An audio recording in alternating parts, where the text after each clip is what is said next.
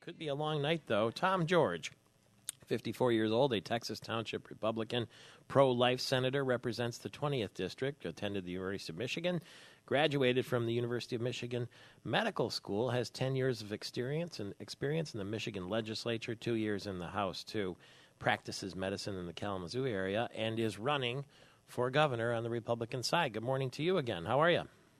Good morning, Michael Patrick. I'm fine. I enjoyed your account.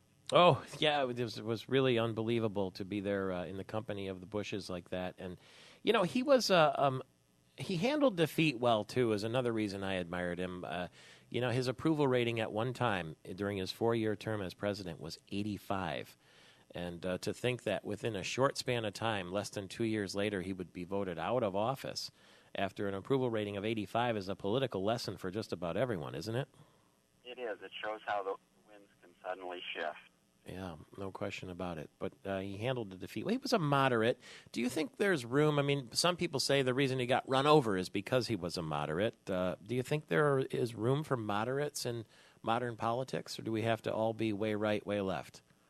I think that we sometimes, the public, me and you, we err in the way we evaluate people when we use that barometer. I'll give you an example, Michael Patrick. When we think of conservative, we usually think of wanting to cut taxes and have smaller government, and that's all fine and good. But what I think is going to become more important is avoiding debt and maintaining solvency. And that has been something that moderates have been talking about, but really, if you think about it, it's a conservative message. Our country is $13 trillion in debt. Our state is facing a $2 billion shortfall.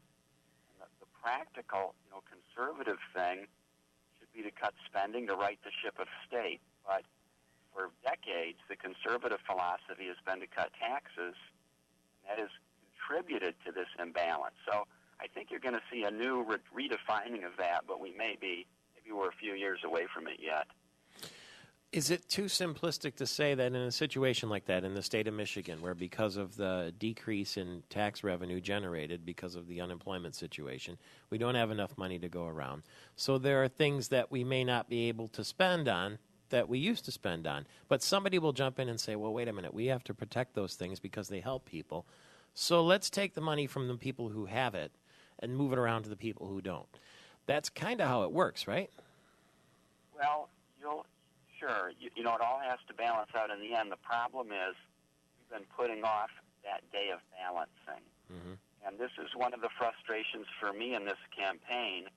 All of my opponents say, well, go to my website and read my plan.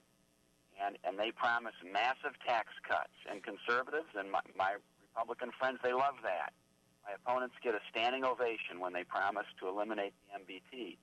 But then when you actually read their plan, you'll see that, well, here's, point number 43 in the 92-point plan is to restore university funding to its 2002 level. Mm-hmm. Or another candidate has a tax credit.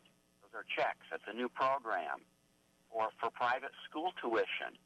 And another candidate has tax credits for people that will move to the city. So those things don't add up. And it's one of the frustrations has been that the public wants to hear that. They want to hear that their taxes can be cut and there'll be more money for the things they want. And it's unfortunate that that's the simple, the good news. Everybody applauds. They love that. But the truth is those times are over.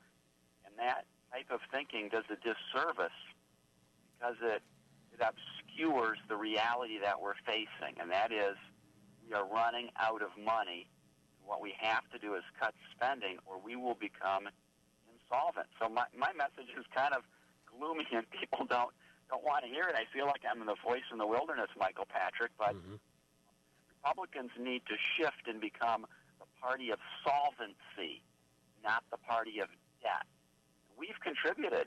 Republicans are equally to blame in driving our country and driving our state in this direction. We need to right the ship of state by balancing the budget, and it's not done, unfortunately, by cutting taxes and spending more on new programs.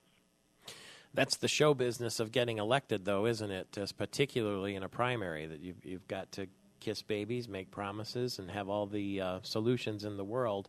And nobody really wants to. Well, we all want to be around a winner. We want to be around a guy who's smiling and got the good message. But you have taken this campaign very seriously, and I would venture to say that you've educated a lot of people along the way to the seriousness of the problem by taking away a lot of the glitter and gold and saying, here's the real issue. You've tried in every debate and almost every interview we've done.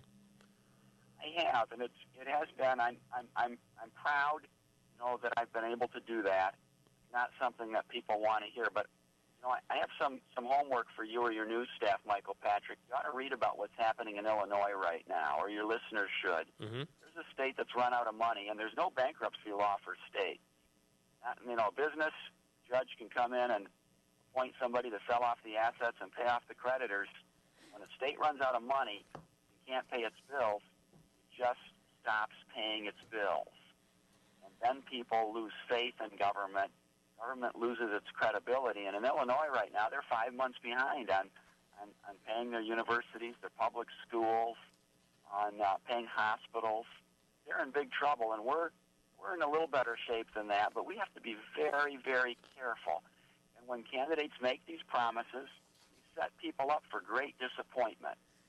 If we elect a candidate who has promised to eliminate the Michigan business tax, but don't worry, there's going to be more money for schools, we're going to, a few months in the next year, they're going to be scratching their heads wondering what happened when they find out that it's not true, and they will be disillusioned.